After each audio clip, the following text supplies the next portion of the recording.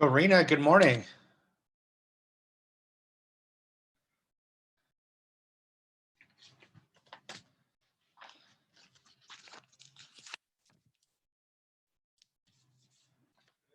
You working out? So sorry, I was in mute. Yes, thank you. I've been working out. Peloton.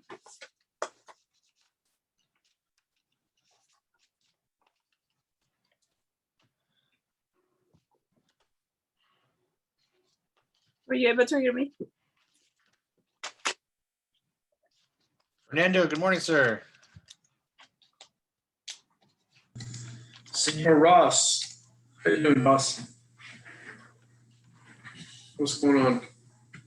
How's a good life treating you? Oh man, it's going good. Just stuffing envelopes. All right, another day in paradise. Father's Day cards. Right on. Okay. Are you doing any Popeyes this year, or just all mailers? No, we actually have a series of Popeyes. We have some allspice that we made, and then we'll go around and deliver the allspice. Right on. You know, Cool. most dads gonna be barbecuing for Father's Day usually, so That's right. allspice and throw it on whatever they're barbecuing. Yeah, nice. I dig it. And hopefully they started cooking early and they could share some. Yeah. But you're actually gonna do it the day of Father's Day? No, we'll probably do it this weekend on Saturday. Oh, okay. Oh, okay. We'll do the local ones, but they'll all get, card in the mail, Yeah. at least for your A+ people, right? So Okay. it's on our touch system. That's the one we spend money on. So we have Mother's Day cards, Father's Day cards. You'd be surprised. People don't get cards very often. So No, they don't. when's the last time you got a card in the mail? I think it was Christmas, and I think it was my boss. That was it. Gotcha. I mean, I just got one from our regional director. Actually, I got a couple things. She sent me a book in the mail. Okay.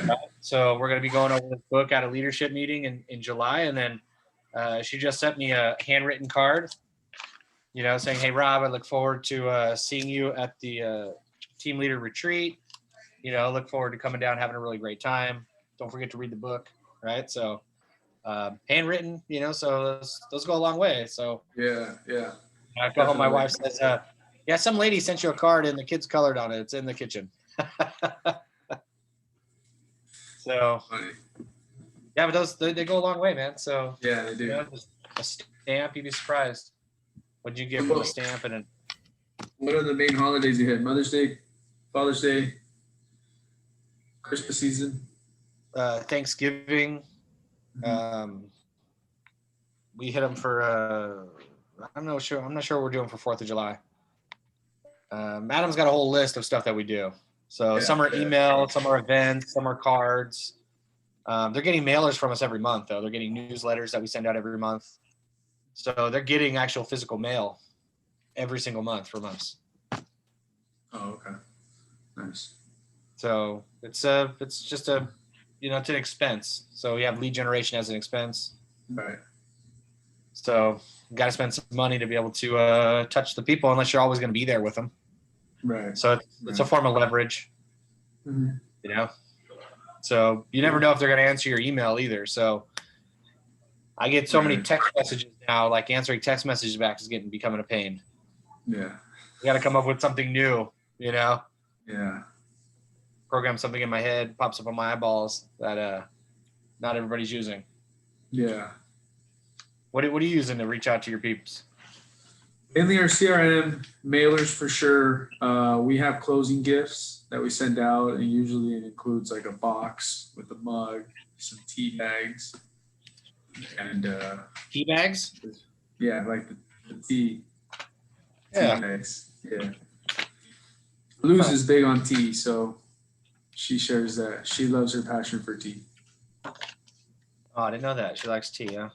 Yeah, she loves tea. How Yeah, is it could be 1,000,000 degrees outside, and she'll have her little cup of tea. No, my wife drinks a lot of tea as well. So Yeah. I guess, I'm more of a coffee guy though. I like to feel like my heart Heart rate's up through the roof. That's my thing. So I'll take coffee.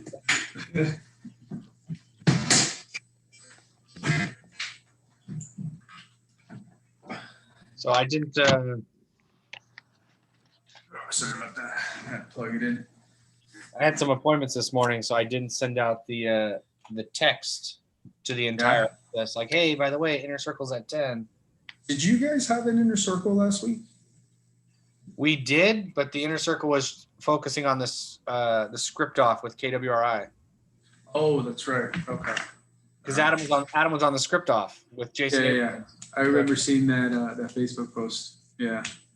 Yeah, we were doing that. So give me 1 sec. Yeah, Talk sure. with Karina. Hi, Karina. Hi, how are you? I'm doing great. You Sorry. remotely? Eating you my remote right breakfast. now? Right on. Sorry. Right on. I'm sorry, what did you say? You working from home, I'm assuming? Yes. Yeah. The luxury, right, of being able to work from home nowadays. It's great. Well, I don't know. Is it a luxury? I think it is. I love it.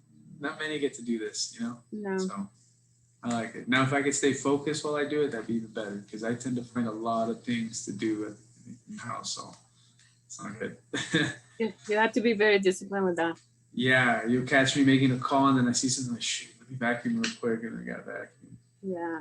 So it's like, always find something to do. I see a dish, let me go wash the dish real quick. Every time. So if I could stop doing that, then that'd be great. Yes. I never wanted to work from home because I always felt like at home, you always have something to do. Like the work Yeah. never ends. Like, Yeah.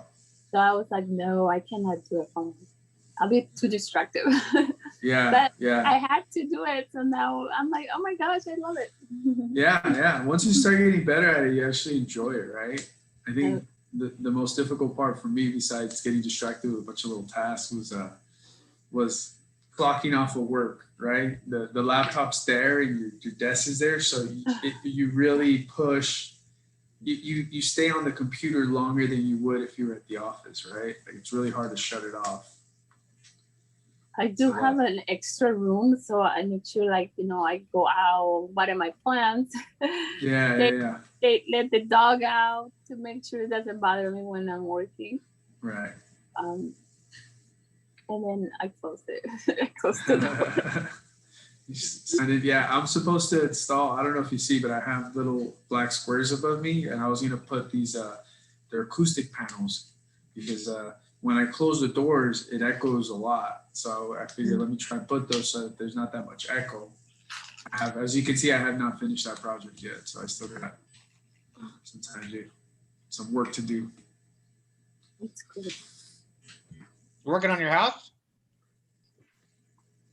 Office space. So there's a huge echo in my office. I probably need more furniture in it, but so I started installing these panels right here, but I only got up to 3, so I still have like 18 more. Because when I close doors, I make calls. It sounds like I'm in an empty room. There's a nasty echo. Yeah, I bought 50 or 60 of those. Oh, you did? Yeah, I put them in one of the offices here for the media room, so I completely covered the whole wall. Really? I Yeah. haven't seen that.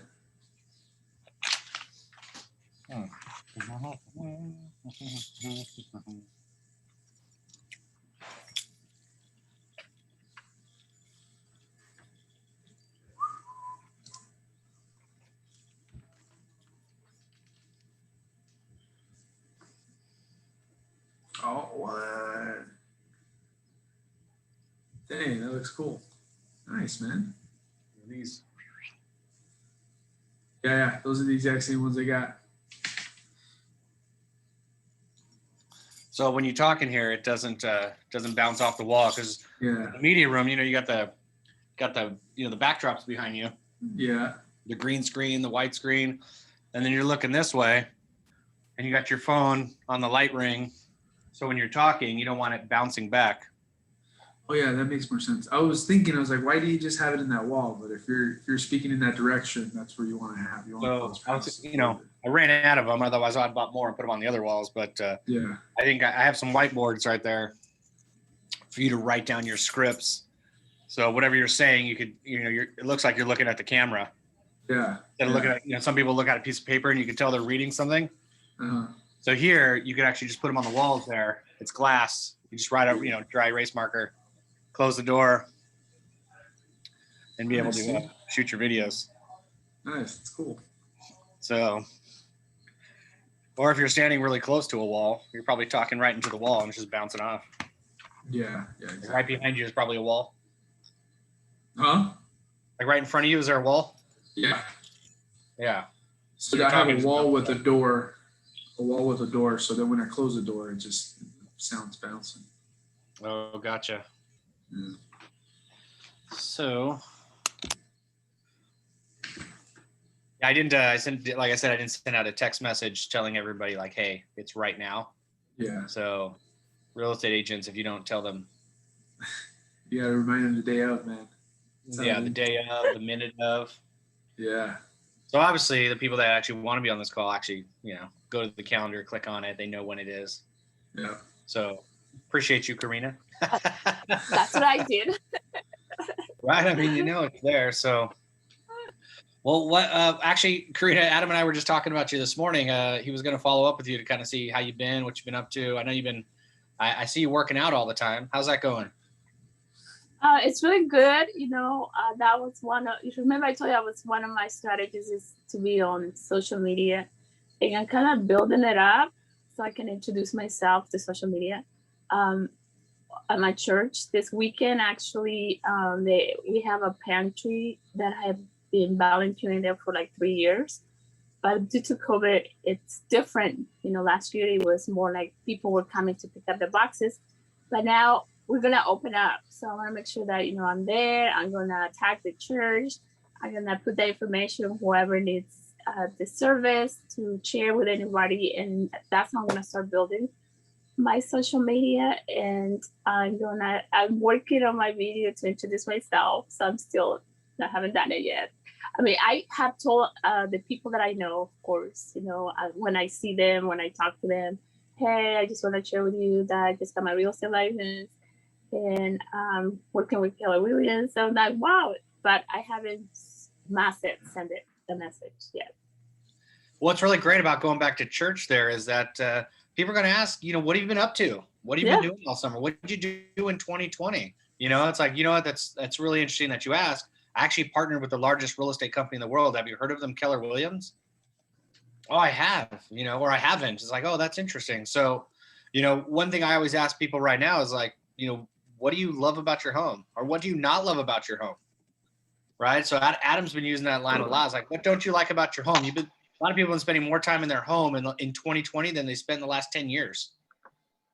So what do you love about it? What don't you love about it? If there was something you could change, what would you change? And it's like, oh, I need an extra room for the kids, or I want my own home gym. Like, I'm so used to working out at home, I don't want to go back to the gym, right? Okay, great. So, or I want to live closer to family, or my grandparents live with me now. So it's really changed the way you've thought about your house. And just to get them to talk about that, because once they start talking about their home, brings up an opportunity, whether they're looking to maybe add on. And right now it's easier to buy, I think, an extra mansion than it is to build a room addition with the cost of 2x4s at like $6,000 a 2x4. So It's crazy. I just bought some 2x4s the other day, so I know it was. We really did too. We went to Home Depot because I told you I plant tomatoes, right? And then I saw a YouTube video that you do like a tower to build them up. So I told my husband, "Oh, I want that." So we went. Oh my gosh, it cost like $125, and he's like, "This should have cost us like $25." Yeah. I did 2x4s. Yeah. Yeah, I bought 12 2x4s for about $150. Mm-hmm. Yeah, it was. They were like $13 a piece. It was crazy. That's crazy. Yeah, but I needed them because I was building a wall. So, and then all the walls that I took down, I actually saved the 2x4s. Yeah. I cut all the nails off. I'm gonna reuse them. Usually, I would just throw them away and buy new ones. So, not anymore. So yeah, it actually brings up, so going back to church, my wife mentioned the same thing. She's like, hey, this Sunday we're going back to church. It's like, awesome. So now we have a lot of new people to meet, a lot of new things to talk about. And, quite frankly, a lot of people like talking about their homes, You can actually start off talking about interest rates. Like, hey, I just refinanced my house. My interest rate's like 2.7. Like, oh my gosh, that's amazing. I heard a lot of people are refinancing their houses. It's like, really? Wow. So besides just, they don't want to move, they're not looking to buy an investment property. Right. You be the resource for everything for them. So if they're looking to refinance their house, well, guess what? We have some amazing lenders help you do that. Yep. Get you that low interest rate. I think 15-year rates are down into are they in the ones? Are they free? Are they paying you, I think? I don't know. They're almost free. It's crazy. It's almost free, right? So just having a conversation about real estate, they don't necessarily have to buy or sell, right? But, we had a big team mastermind last Friday, right? So I was listening in on that. Mark Larico said something really amazing that kind of just stuck in my head, and it's the 3 R's. And he approaches his buyers and sellers with the 3 R's. It's like, we want to make sure we accomplish the 3 R's as we're working together. It's like, well, what are those? Well, number 1 is we're looking to build that amazing relationship with you throughout this entire process. Number 2, we want to be able to capture the 5-star reviews based on the 5-star service we're going to give you. And number 3, we're looking to get all the referrals from your friends and family and service them with and build the same relationships and the same 5-star service. Would that be okay? Right. So it's the 3 R's kind of stuck in my head. It's like something I will use forever now. And it's super simple. Like, we're looking for a relationship, we're looking for reviews, and we're looking for referrals. So relationships, it always comes number 1. So the conversations you have at church are literally to build a relationship that will lead toward a real estate transaction in the future. I know. I'm thinking of ordering me some shirts, like just brand myself. So they would ask me questions, if they see me with that shirt. I brand everything. So I've I'm usually wearing some sort of branding. I mean, I'm wearing an Angels hat today, which is branding. I'm wearing a Keller Williams shirt, So I probably have 10 of these. I get them made. So, and we have team shirts that we wear with different logos and Keller Williams on the side. So we are always branding all the time. There's nobody that knows me that doesn't know that I'm in real estate. Like, that's what I need to do. It's almost impossible. I need to do that today, actually. Hopefully I can get them soon. So even, as cheesy as putting some door magnets on your car. No. Your whole thing is just letting people know who you are and what you do and not being a secret agent. Your neighbors might not know that you're a real estate agent because you don't talk to them, and you probably have no reason to talk to them. You might not even be friends of theirs, right? So imagine you pulling up your car up in your driveway or in the street and having a door magnet on there says, real estate, Keller Williams Realty. It's like, oh, wow. So if I had any questions, I might, know that you're in real estate. I would ask you, hey, what do you think about this? So it's, you're prospecting based and marketing enhanced. So, I'm out there prospecting. Going to church is prospecting. Well, besides going to church. Yeah, it's still prospecting, right? So the church is going to church. The church is prospecting, right? That's their event. So they're prospecting as well. Their customer is you. So, I wear my stuff at church as well too. So, keep the money in the family. So people in the church, if the church family is going to buy or sell, I mean, why don't buy or sell with me? Like, we go to the same church. Exactly. You're helping the church family grow financially as well. So it's not a bad thing. It's just a thing. So I would suggest doing it. Yeah, that's good. Elizabeth, how are you today?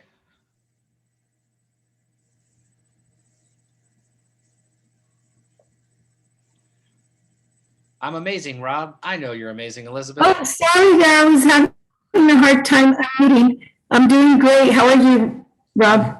Doing fantastic. So I'm glad you're on because I gotta call you, and we got a mid-year checkup to do. So I'll be calling you probably. I'm in trouble. It's all good. Just want to kind of touch base with you. So. It's all good. Yeah. Okay. So, great. How things been going? Who's been working with all these amazing buyers?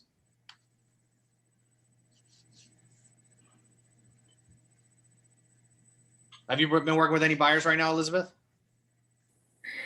My buyers, I did have a few, but they were, I got them in, but it seems like the trick is having that 20% down because I'm not having much luck with my lower, 3.5%, 5% down just yet, but I'm recharging so that I can go out there and really give it my last push with one that I've been working with for quite some time.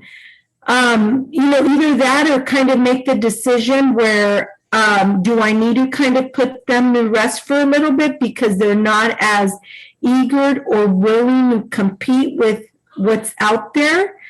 So that's kind of what I'm facing right now a little bit with like two of my buyers that are in that situation that are adamant about staying within a budget, and they're just not willing to, give that extra 5% or so to win the bid over, Gotcha. Do they have the money to do it? They have the money, but it is like in their investment, like their 401k, where they have the access to pull it out, but I don't necessarily think they want to. Gotcha. So they have an investment that's performing at a very low interest rate compared to an investment that's going to a very high interest rate. So they're coming in, they did take out last year to prepare for this for the 5% rather than going the 3.5%. And then of course their closing costs. So they have their 5% plus closing costs and a little bit of reserves, there. But we've lost deals like over $5,000. Like literally, I've had them in the bag. I've, was in close contact with the listing agent. They're like, okay, it's yours if you can give 5,000 more. And I basically told them, okay, it's yours, 5,000. If not, you're losing it. And no, they're just really, stuck on that monthly payment rather than getting the home. Well, for an extra $5,000, I don't think your monthly payment goes up very much. No, it doesn't. No. And I explained that to them. I believe I was even willing to pitch in on that one. So I figure if I have to invest a little bit, but get them in escrow and move on, then, it's not a bad investment, but didn't work out. So I don't know. At what point do you say, okay, maybe we need to put this to rest for a few months, let things kind of it's simmer? It's kind of up to the both of you. I mean, you're looking to run your business as well. So you need to, we talked about the shift yesterday in our team meeting, and tactic number 4 is finding the motivated. You only have so much time. So unless you have a lot of time, right? And these are the only buyers that you have, and you want to spend all your time with them. But if they're not looking to close a deal, then you might want to look for some people who are, and maybe not spend so much time with this particular buyer, and work with some buyers and sellers that are actually motivated to get something done. Or maybe you need to explain to them and get them motivated. Maybe they don't have enough information to be as motivated. For example, they pulled some money out of their 401k to have 5% down, say $800,000 house, 5%, that's $40,000. So they pulled out 40 G's and they have more to pull out. So next year they wait 12 months and the house prices appreciate another 5 to 10%. That $800,000 house is now $880,000. They don't actually have 5% anymore. So actually in a worse position for waiting compared to being a better position for acting now. Whether that happens or not, I don't have a crystal ball, but we do know that could interest rates get any lower? It's really hard to say that they actually would.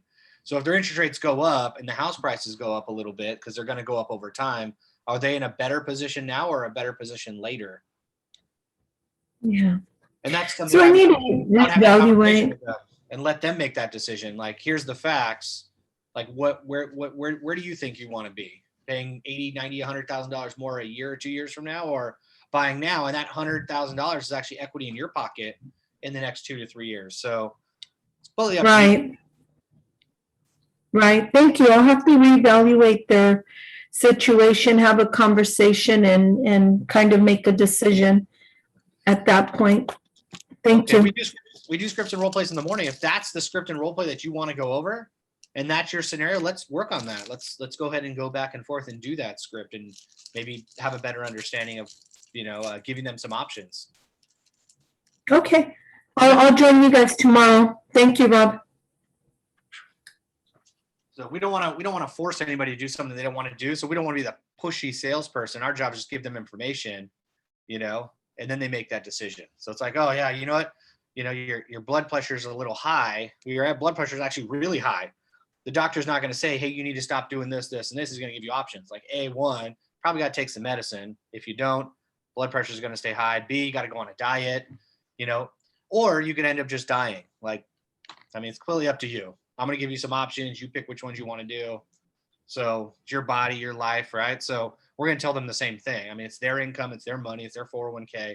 But let's give them some options. And if the options is paying a lot more money later and having a higher payment, maybe not even getting into a house, or having to move further further east or out of state, they don't like those options. Well, guess the option that they like the most is maybe doing something right now and pulling some more money out, putting more down payment, paying that extra $5,000. Otherwise, my motivation matches your motivation. So if you're not 100% motivated to get something right away, then, let's not look at as many houses and spend your time working with people who are actually going to make you some money. Agree. Yeah. So Adam, we did we kind of masterminded a little bit last night. He's been writing a bunch of offers for the same buyer. This guy's striking gold for some reason. His buyers are backing out after he gets all the offers accepted. It's complete opposite from what's happening with everybody else. So he literally has the same buyer, showed him properties this weekend, and wrote 3 offers on 3 different properties on the same day showing, got 2 of them accepted. And the third one is we're hoping to get accepted today by 12, but he backed out of 2 of them already. Which is oh my gosh, don't do that. But they had 3 houses. He gets them to write offers on the ones that they like.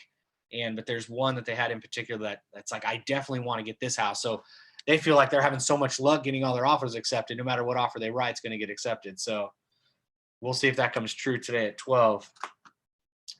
But we've been writing some interesting things on there. And I know some of you guys have been writing some interesting things as well. We haven't been waiving the appraisal, which is interesting because most people are doing that. But we have been offering to pay the seller's escrow fees. So, and they're not that much, you figure escrow is $2 for every 1,000, plus a base of $250 or something. So you're looking at, $1,800, $2,000. And then we're, paying a little over appraisal, up to about 10,000.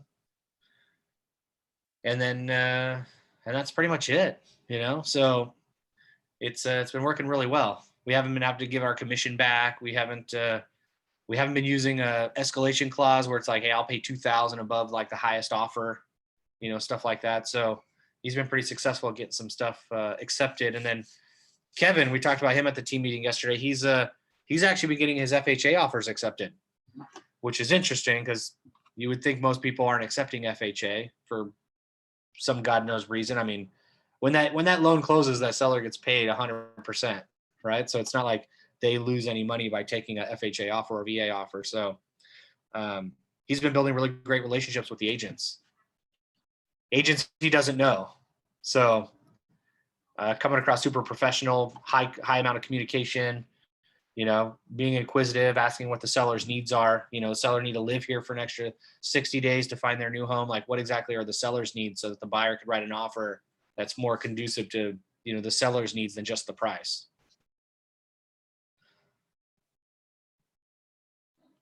What are your thoughts? Edwin, how things been? Uh-oh, we just lost Edwin.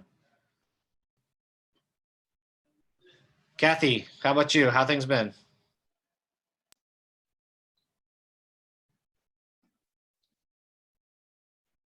Good, Rob.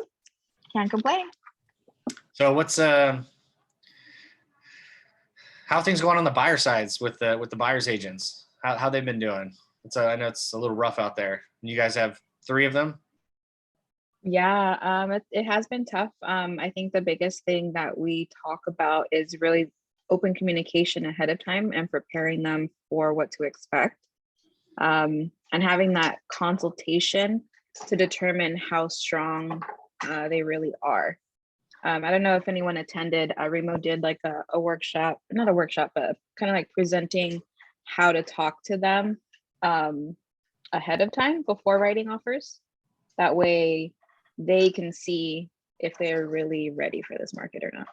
And that was a powerful presentation. Like we took a lot of notes on that. It was really great. Just kind of understanding where they're at and the different aspects of the offer and where they're high and where they're low, and where we need to be a little higher on some, since we're a little low on others. So for example, like they might have less money down as a down payment. So they might have to offer more of a purchase price to be a stronger buyer. It's kind of like when you're looking to lease a property and your credit score is kind of low. They're pretty much basing it on credit and income. You might have to come in with some more cash and either pay more of a monthly payment to lease something, or maybe I'll pay 6 months up front in cash, like just so that you know that I have these reserves. So yeah, stacking the deck. So did we have that class recorded? I'm sure you guys do. I think it was through your guys' Zoom.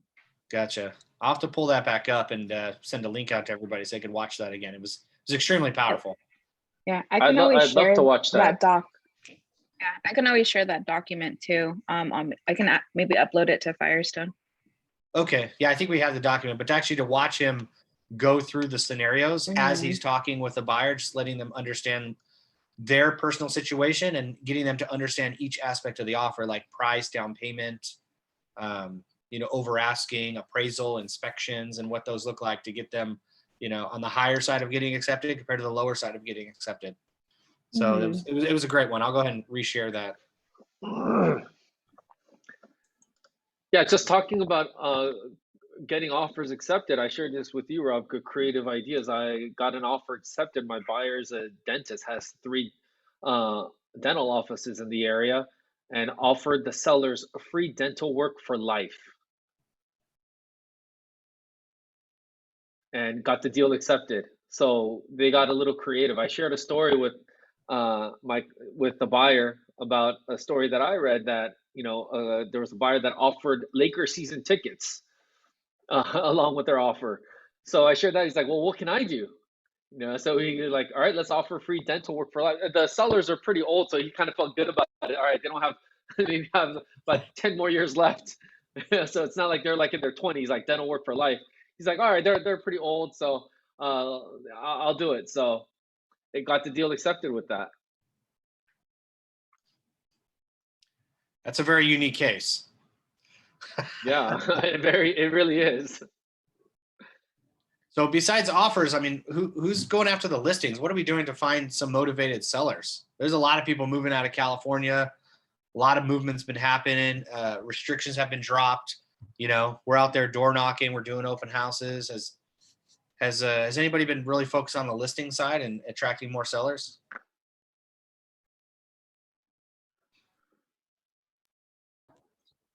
I'm out here hitting doors. On my way to go hit some doors right now.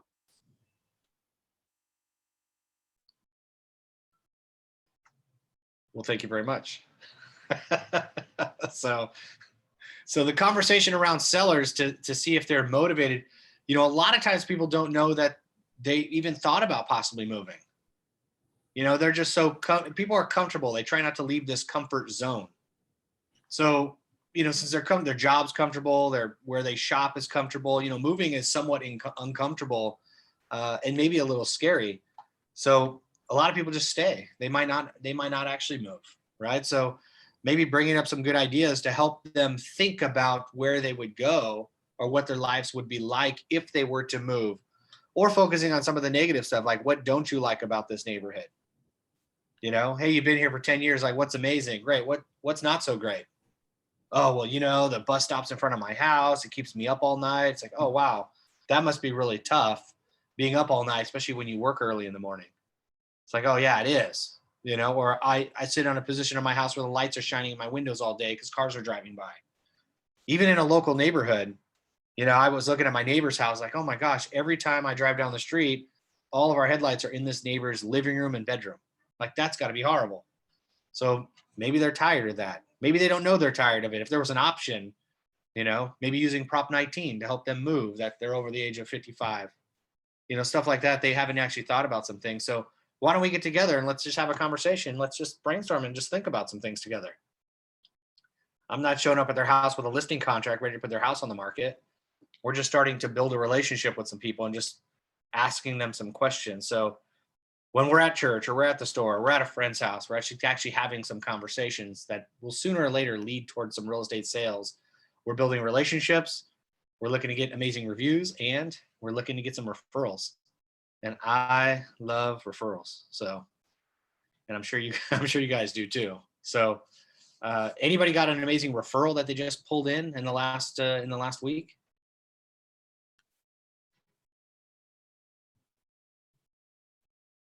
I got one in Texas. We just wrote an offer last night. It had to be in by 8 o'clock Central Standard Time. So their contracts are a little interesting. So a lot shorter, a lot less paperwork. But we went ahead and submitted. So I won't know until later today if we got that one. So referrals out of state are awesome. Working with some Keller Williams agents in that city. My buyer actually lives out here. He's buying for his daughter. So he's the actual one signing everything. The daughter's the actual one looking for property. So we're quarterbacking it from here, and it's going pretty smoothly. So we do quite a few of the out-of-state referrals, and you can either be hands-on or hands-off, but I like to be a little more hands-on and keep control because I want to build that moat around my client, even though they live in another state. So they're going to move to Texas, or they're in Texas. The next time they want to sell that house, they're not going to call that listing or that agent that helped them buy back, right? They should be calling me back. I built that moat around my customer base, even though they're in another state. They call me, Rob, thinking about possibly selling and moving to here because my job's a little bit closer. I noticed there's a new home build out there or something. I said, great, let me reach out to the Keller Williams agent for a referral to go ahead and list that property and then help buy, and I get a referral as well. So I always retain my customer even though they move out of the area. So just because they're not in your backyard doesn't mean you're not their person. They trust you. Even though they trust this other person too, you're still their person. They're still getting our mailers. They're still getting Christmas cards. They're getting their Father's Day cards, which we're, sending out right now. So they're still getting all this stuff from you. You're building that moat for that relationship for life. So make sure you continue doing that. And referrals are pretty awesome. So anybody else getting some great referrals right now or sending referrals? I got one last month in Arizona. You got a referral to work out here in LA? No, I sent it to Arizona. My friend's brother was looking for a house in Arizona, and they went. The first house they sold, they did they put in a contract, and they accepted it. So it was kind of crazy, really fast. Okay, so you sent a referral and that offer got accepted? Yeah. Awesome. Okay, so you should have some money coming in. Hopefully. Yeah. Did you get the referral agreement signed and sent in? Yes. Yes. Okay. Super easy, right? Yeah. Yeah. No, I think Alex Figueroa here just sent one to. He had me look somebody up in. I want to say it was Maui. Yeah, the island of Maui in Hawaii. It was a condo for like 2.5 million. Wow. I mean, the referral commission on that's like 20 G's. So Wow. That's just the referral. The other agent's probably making 80, 90 grand. So yeah, pretty good. So it's the referral network's amazing. If you guys not taking advantage of that, it's like all these other agents want that business. So just like if I was to contact you from Alabama and be like, hey, I got a friend looking to buy, would you help them buy? They're putting 50% down, or they're looking to sell their house. Would you take a referral fee? The answer is always yes. And you just picked up a piece of business that you didn't have before. So it's a win-win-win for everybody. It's like 5 wins. Keller Williams offices win, the 2 agents win, the 2 clients win. It's a good deal. So I would definitely focus on doing more of those.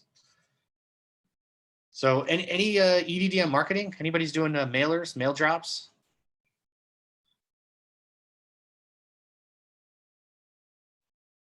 Does anybody have a good printer or somebody that does graphic designing? We could always need more of those. I've got a good printer that I've been using for several years. A good friend of mine. I'll drop his contact info in the chat.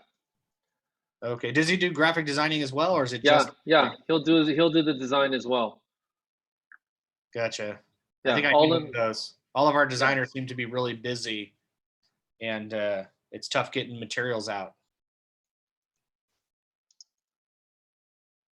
Gotcha. You use him for a while. Is he really creative? I think he's great. You know, because you know, one of the shift taxes is he's got to stand out from the competition. So Yeah, I yeah. think I a mean, lot of want to look a little different. he's got a lot of experience. He's based out in Tustin, so you know they'll ship or you can pick it up. Oh, gotcha. That's not too far from me, so that'll work out perfect.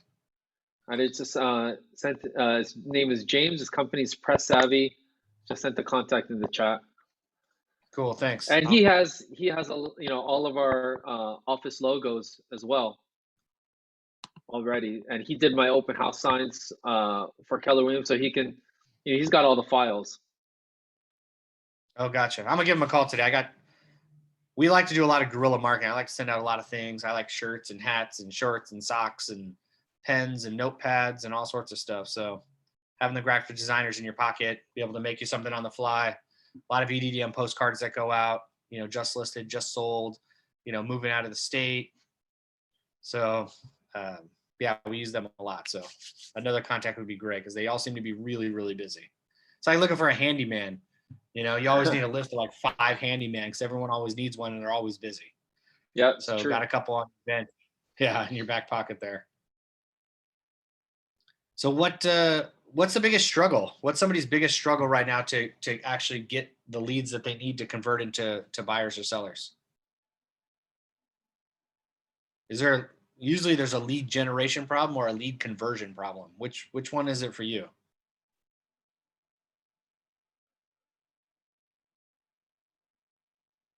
Fernando, are you on another call? I don't see you anymore. No, I'm here. I'm here. So which one is it for you? You having a problem with lead generation or lead conversion? B is going to be lead generation. Now with everything changing and we may start doing open houses, it's just of that open house, you know, which clients are showing up with agents, which clients are saying they're showing up with agents. How does that change back to how we were doing things pre-COVID? Gotcha. So you're like me, you have 2 sets of customers. Your customers are your agents, and then your customers are your agents' customers. Right. So which lead generation are you having a harder time with? Lead generation for agents or lead generation for their customers? Lead generation for agents. Gotcha. Okay. So now what's really great now is things are opening back up. You have a bigger opportunity to actually physically meet with more agents than actually just online. Right. So same thing for us. Building relationships online with people is not as easy as building a relationship in person. Mm-hmm. So the real estate agent meeting with a customer, that's why door knocking and open houses are so powerful. You're actually physically face-to-face meeting these people compared to doing it on via Zoom or social media. Now those things do work. They all work as long as you do them consistently at a high level, you know, time over task over time. How much time are you doing that task for how long, you know? So those will definitely work. So anybody else having a lead generation problem or a lead conversion problem? Because lead generation should be, you know, a lot easier. What do you think it is for you, Elizabeth? You think it's lead generation or possibly the lead conversion?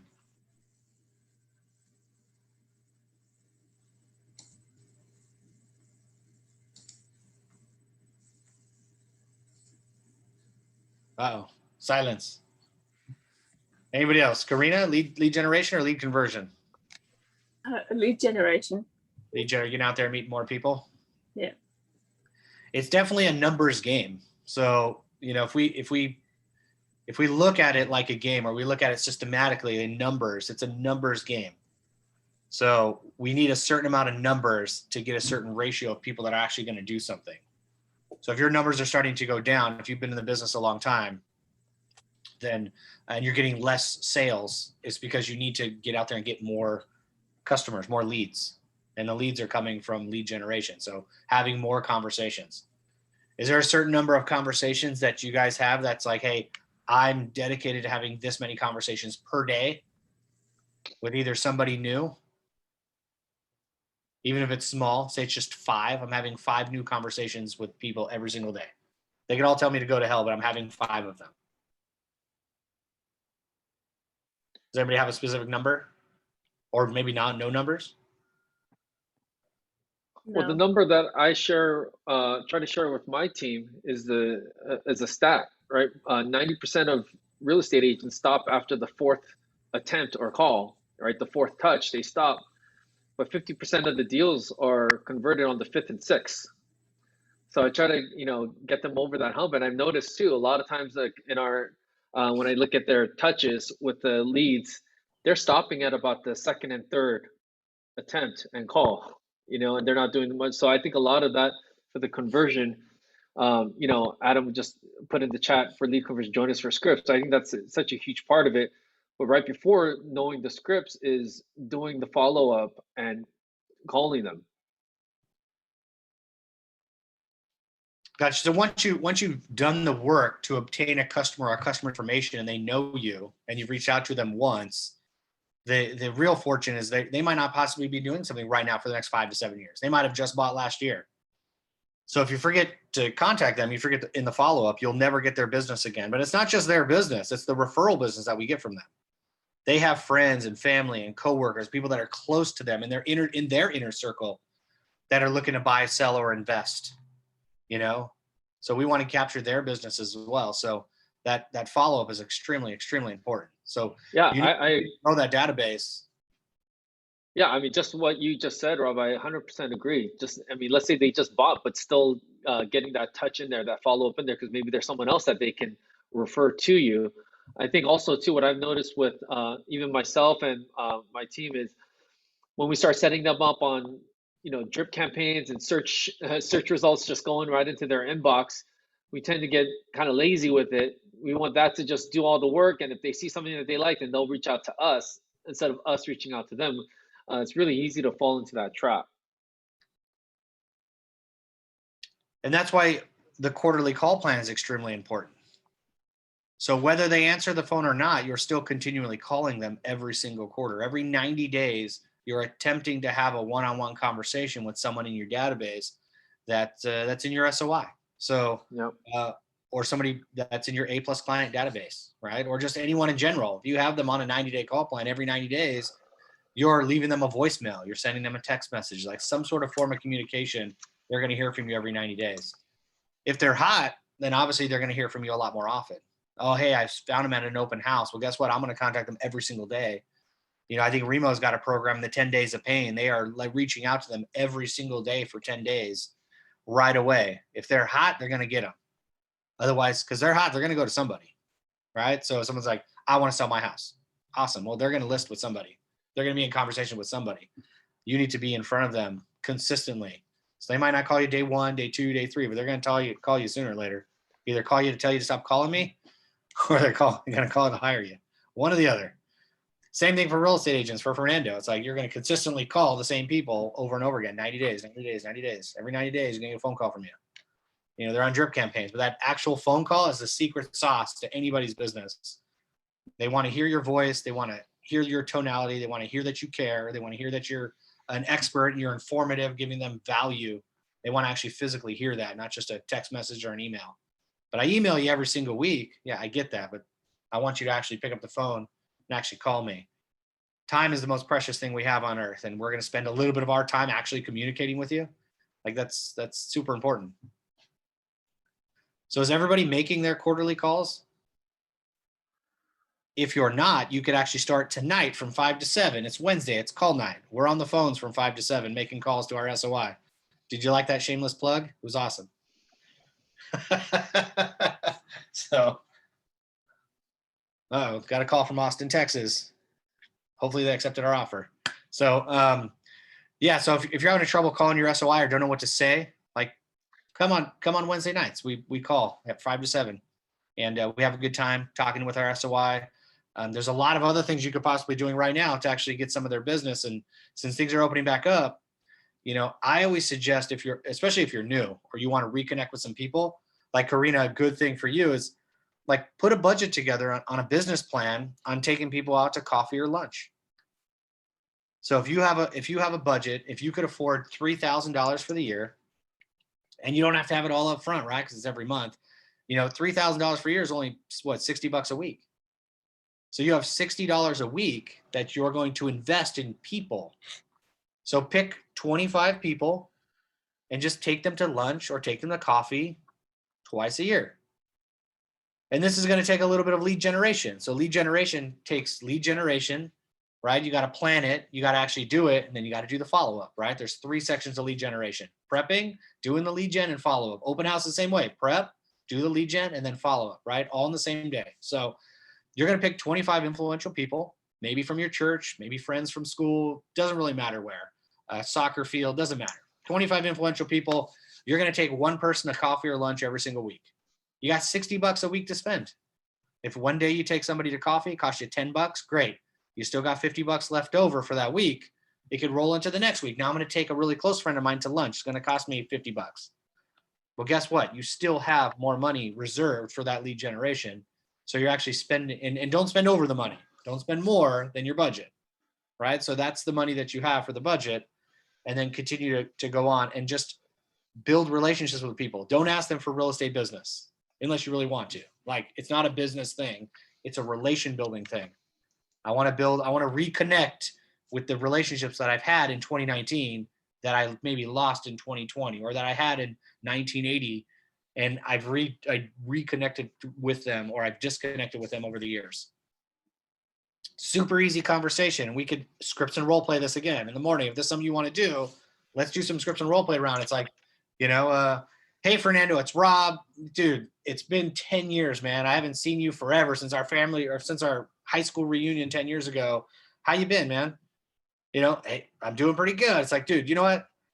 I noticed 2020 did a couple things, man. It really disconnected me from people that, I really valued their relationship with. And man, I haven't seen you forever. And it made me think about you during COVID. And I'd like to get together and have some coffee, man. Are you free sometime this week? Like Tuesday or Wednesday in the morning before work, and grab a cup of Joe? Is that cool? And yeah, dude, yeah, I'd love to reconnect with you. Yeah, dude, my treat, dude, let's go. Where are you at? And boom, set an appointment, put it in my calendar that I'm going to actually meet with this person. And that's a bona fide appointment. That's a real estate appointment. The appointments, maybe we're not talking buying or selling. We're just rebuilding that connection. But guess what? It will turn into a real estate conversation, because they're going to ask me, so Rob, what have you been doing? Like, how did 2020 turn out for you? It's like, oh my gosh, with all the pandemic and crap going on, it's like, my company that I work with, Keller Williams Realty, had its best year ever. I mean, we did 1.5 million transactions with $408 billion in sales. I mean, it's absolutely amazing. So that's awesome. So what exactly do you do? It's like, oh, well, I help families build wealth. I mean, it's pretty amazing. I mean, I'm so blessed to actually be here. Like, I mean, what do you guys got going on? Right. And just, it'll be a natural conversation. It's not, I could definitely script it, but you know what I mean? I'm building a relationship with a new person every single week. And that's awesome. So if I can take 25 people to lunch twice a year, that's 25 key influential relationships that I have that's going to give me referrals. And they could probably give me a review too. I mean, get some reviews from some friends and family. That'll build your reviews online. You don't even have to help them buy or sell some real estate. So what are your thoughts around that? Who has a comment or something that might work for them?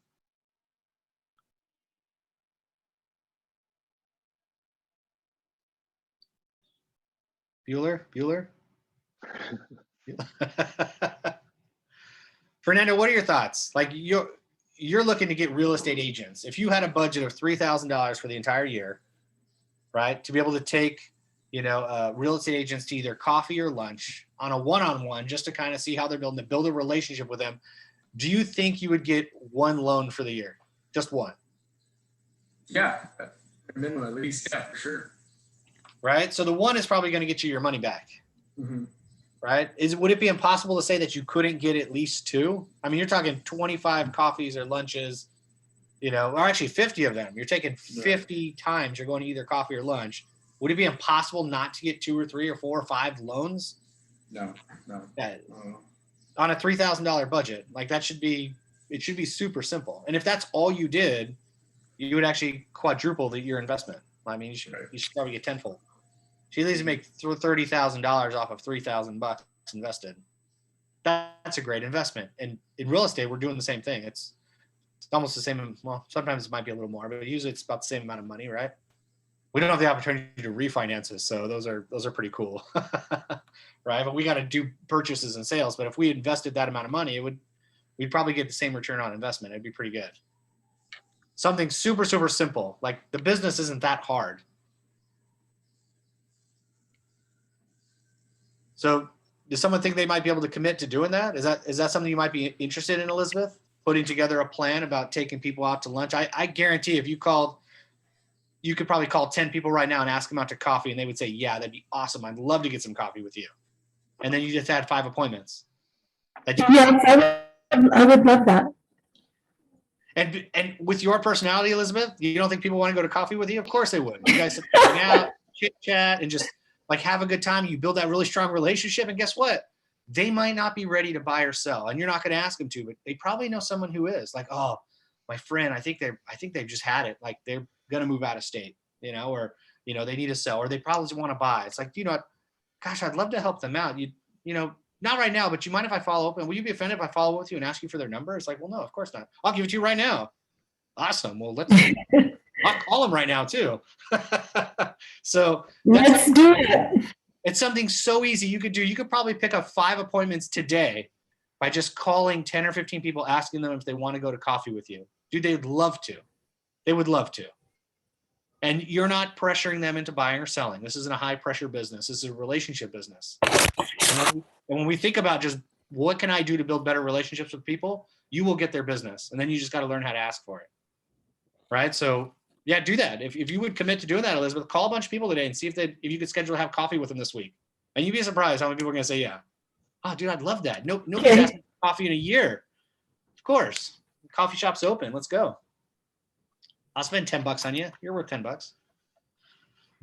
I'll take Remo to coffee. He's worth $10. How did I do this? Did I get it? Remo, thanks for joining us, buddy. Are you putting up the signs? I see you keep the signs in your truck. They want a list. You put a sign in the yard today, right? No, this is I have one that I put up myself on small condos that don't allow big signs. So I have to pick it up and take it from a listing and put it to another one. But you can't take it back. That's the rule. Like Yeah, it stays in the car until Yeah. so I can't have anyone in the back seat because the seats are down. Exactly. So I have There a you go. hedger back there and a blower. But you do it all. Yeah. So Remo does gardening as well. So if you need a quick mow and blow, he's there for you. He's very supportive. And so That a mow and blow. he runs a very tight mow and blow, man. He's good. It's $5. He's in and out. So if you ever need your property freshened up, give him a call. He's a man of many businesses. So we're at the end of our time frame here. Any last questions? Any last concerns? Something you guys want to chat about? I mean, now that Remo's on, I can get off. What was that? I had something to share, but I'm spacing out, and I'll remember in 2 minutes once we're out. So we talked a little bit about your buyer process, your consultation and getting them to understand where they're positioning themselves to write the best offer. And we're going to take that video and we'll probably resend it out to everybody so they could watch it. I think it was extremely powerful. Yeah, I'll share one thing. I mean, just an analogy, I think, which is important, and I really love because they drive the way I think. And that is, a buyer ultimately would want to know the rules of the game, and so they have a better chance at winning, right? And the analogy that we use is, back 50, 60 years ago, in the NBA, they added the 3-point line, right? Prior to that, all baskets were only 2 points, right? No matter where you shot from, they were 2 points. And then they added this 3-point line, right? If we don't know about the 3-point line and we're playing in today's market, we're completely under the gun, and it's going to be harder for us to win. So the idea with these buyer consultation, where you're really, I know Nick mentioned yesterday that, if you're asking them to release contingencies, it's against brokers, obviously advice and so forth. However, if I was the buyer, I want to know, like, if I want this house, like this is my house, right, that I want, I want to know exactly how I'm going to make this happen. I don't want to, like maybe, a 10% chance. I want to make sure that I'm actually going to win this game. And so having that buyer consultation where you're really going in with the buyers and saying, hey, this is what it looks like to win, and let them make the ultimate decision if they want to do this or do that. Our goal is just to kind of let them know what the updated game looks like, and and explain to them the importance of the 3-point line. Obviously, the probability of making a three is different than a layup, and obviously that's why you're rewarded more. But that's the game that we're in, and they'll make a decision themselves if they really want it or not. So that was something that's important. I think we spend our time on buyers that don't want to do that, and if we really are an expert in the market and know that their offer is not going to get accepted, cut that early and either cut the relationship or have a stronger buyer consultation or make more calls and talk to new people that that are ready to compete in this type of market. Not saying forget about them forever. Forget about them for the next 6 months or a year, because they're not going to and we hear this with the team all the time. What about if I stop helping them and they find a home and they get into escrow with another agent? The answer is that could potentially happen. However, if you're looking at probability, the probability is very low.